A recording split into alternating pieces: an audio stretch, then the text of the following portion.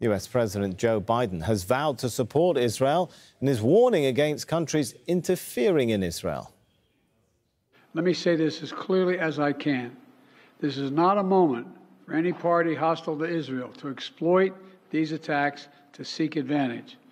The world is watching. I've also been in contact with the King of Jordan, spoken with members of Congress, directed my national security team to engage with their Israeli counterparts, military to military, intelligence to intelligence, diplomat to diplomat, to make sure Israel has what it needs. From Kuwait to Yemen, thousands of protesters have also marched across several cities to show their solidarity with Palestinians. Hundreds of people celebrated in the Iranian capital, Tehran, following Hamas's attacks on Israel. Crowds rallied at the Palestine Square, waving Palestinian flags and chanting anti-Israel slogans. And in Parliament, Iranian MPs voiced their support for the unprecedented attack on Israel. Rosiland Jordan is in Washington, D.C. Dorsa Jabbari is live in Tehran. Let's start, though, in Washington, D.C. with Rosiland Jordan. So are we seeing American politicians take a familiar pattern of backing Israel at a time of conflict?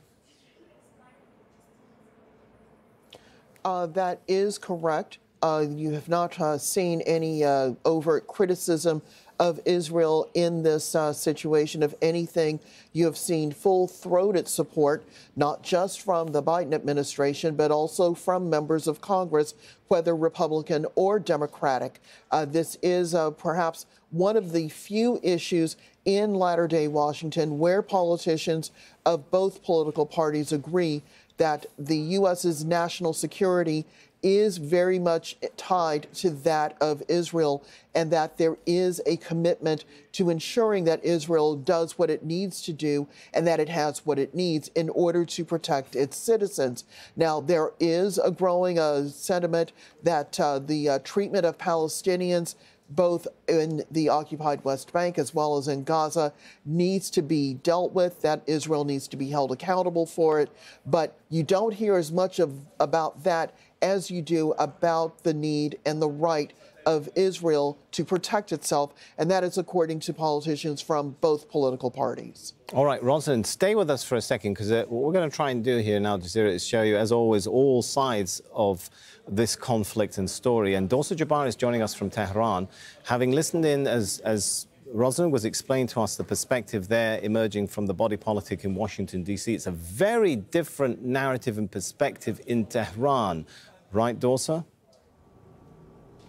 Certainly, Sammy, this is being seen as a historic victory, not only for the Palestinian resistance movements, but also for the Palestinian people, which is a cause that is very close to the leadership here in Iran. The supreme leader, Ayatollah Ali Khamenei, has not directly commented about the events that unfolded over the past 24 hours. But just a few days ago, on October 3rd, he was speaking at an event, and he spent most of that time talking about how Israel is a cancer that must be eradicated and how the Palestinian resistance will prevail. Some very interesting comments from the supreme leader just days before what happened in Palestine and Israel. We also saw the social media accounts of Ali Khamenei put together very quickly a montage of pictures of what we saw yesterday in places along the border between Gaza and Israel, where the supreme leader's words in previous speeches, when he was talking about the resistance movements of the Palestinian people, over the pictures of what transpired on the ground. So I think it's very telling. The leadership here has had a very strong position and a close relationship with the Palestinian leadership since they came into power here after the revolution of 1979. It's a very close ideological relationship as well. Israel is Iran's public enemy number one. Every unveiling of a new missile or a drone program that Iran has, they make a point of saying how long it would take that missile to reach Tel Aviv. The last time we saw that was just a few months ago in June, I believe, where Iran unveiled a hypersonic ballistic missile, and they said this would take 6 minutes to reach Tel Aviv. I think that's very telling after the events that unfolded over the past few hours. All right, Rosalind, stay with us. We're going to go back to Dorsa, back to Rosiland, and there's a line that just dropped, Rosalind, which is, this is according to Israeli media, we should point out, because earlier we had a figure of 400 dead from the Israeli Ministry of Health. Well, now Israeli media are reporting the number of Israeli dead in this attack has jumped to 500. That's 500 dead, and the last figure we had for those wounded was over 2,000. Rosalind, I'm wondering, you know, the pattern of conflicts that we've seen in the past between Israel and Gaza have resulted almost exclusively in large numbers of dead and wounded, reserved usually for the Palestinians in terms of really mass numbers. This time we're seeing a big number of casualties on the Israeli side, certainly bigger than anything we've seen for a long time before. Is this going to, in any sign that this is going to shift the discourse and the thinking in the US, that it's time to deal with the root causes of this? Any space in the narrative there to talk about ending occupation, ending siege, rather than just going from one round of violence to another? Well, you're already seeing among the pundits who are publishing snap editorials and think pieces that this is putting the Israeli-Palestinian conflict back at the top of the agenda for the Biden-Harris administration. And there had been this growing assumption that this particular conflict was not a top priority, especially in light of the issue of Ukraine and the issue of China.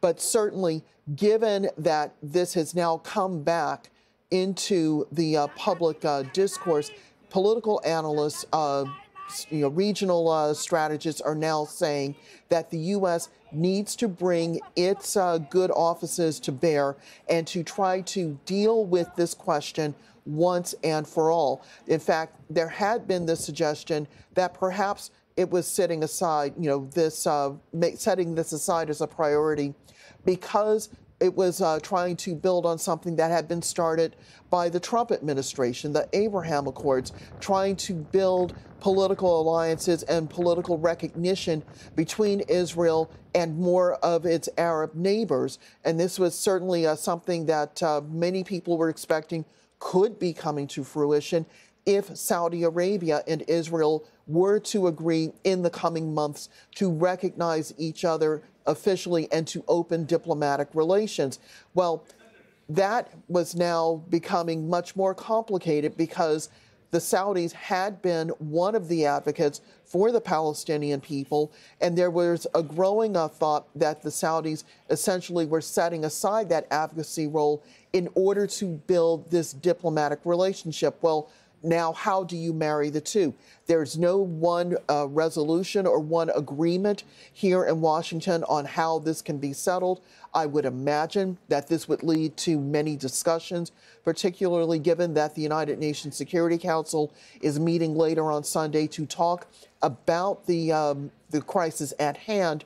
But certainly the bigger discussion now is of how do you deal with the question of a still unformed, unlegalized Palestinian state with the larger issue of trying to bring peace to the greater Middle East. This is something that the U.S. and its allies, not just in the region, but in Western Europe and really in other parts of the world, are now going to have to grapple with whether or not they feel there is bandwidth to do so. All right, let's thank both of our reporters for their excellent reporting on different sides of the world. Rosalind Jordan there, Washington, D.C., and Dorsa Jabbari, who joined us live from Tehran.